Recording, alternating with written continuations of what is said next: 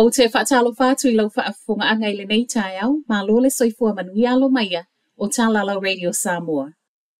E le tutusa le mamafo le moa o lo mia I le label, ma le mamafa sa o I tatawa na iai. Ua maua I se tasi o tangata whaatawa le supermarket le New World e le ofina ngalo e whailolo na suafa ma o ia fo ilea na ia toe fuaina le mamafo le moa pe au o I le fale, ma ua ia whaafsota ia I fo I le supermarket le New World.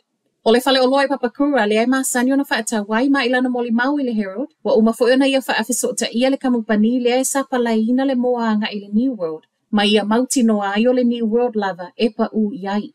O le tamaua ia toe whaailoa e tūsama le lua se lauta lai le vai aso I whaawi mua nei mai le supermarketi. Ma osilia ma le tausanga o whaia lea masani sa ia o ai nei masina ta aluai. Na amata I lona ia toe fua ina lava I le fale. Na whaia ima so e suenga mai le tali mai le foodstuffs lea e ana ina le New World o le ana se seo na fua le au whai ngā aluenga ma ua ia whaato ese ai.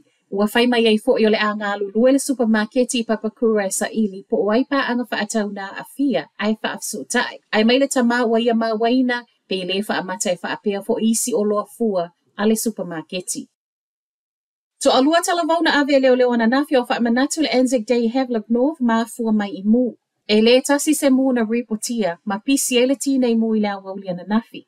Ma o le telo nei mu e tūsama reportia leo leo lo so e ino lo masalo mia na whai e nisi. Ai moli mau o le tīnei mu o le tūlanga masalo mia o le ana whai e se tasi po o nisi fo I o tangata o le mafuanga leo wo o ai lua so e ngai leo leo.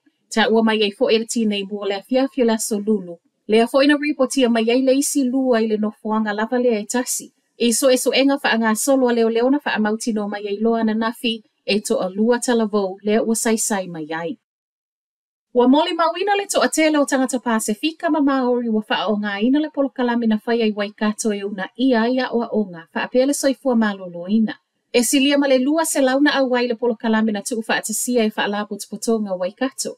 O le South Waikato Pacific Island Community Trust ma le St. John Ambulance Waikato Area Committee. Mo le wha amalamala mai no le tāua. O le anga wa ai tonga fitinga wha ale soifua maloloina ai maise o I tu o loo wha ava atu I ai. Mo le mau aisui o loo wha atautai o le le malamalama o tangata le mafua anga e laiona musu e wa aile fo mai. A wa ana malamalama I au nanga wha ale soifua maloloina. O loo ava noa mai mo tangata uma se manuele au ngata. O le toa telo tangata toko roa na au ai e le iloa au nanga o loo mawhaiona anga wa ai maise o nisi o polokalame. O loo whaia fua e o lava I le pasi e mawhaiona malanga I le whalemai. O le nei polokalame na whaia I whafuane o le toko roa Medical Center. Ma o se polokalame manuia pe a fua I le toa telo tangata. O lea ua wha au ngā ina. Reporti o loo toe ngā lulue pūlenga nei e lua e toe whaia nisi polokalame whapene I le lumanai I toko roa lava. Ua leo o le malanga ta amilo whaitau tusi a whaafine na whaamoemoe e whaia I se taimi o le neitau sanga I totono le atunu. O le na fuafua le Rainbow Storytime e malanga ta amilo I New Zealand. Po le malanga le nei e whaitau wai whanau tusi whaatatau I le tau au fia whaatasi o tangata matalia e whanau. O le leo oi o le nei malanga ta amilo na whaailoi lunga le Facebook. I le vai aso nei ma reportia le Herald saunoanga le whaatono le Rainbow Storytime New Zealand e Sunita Torrance.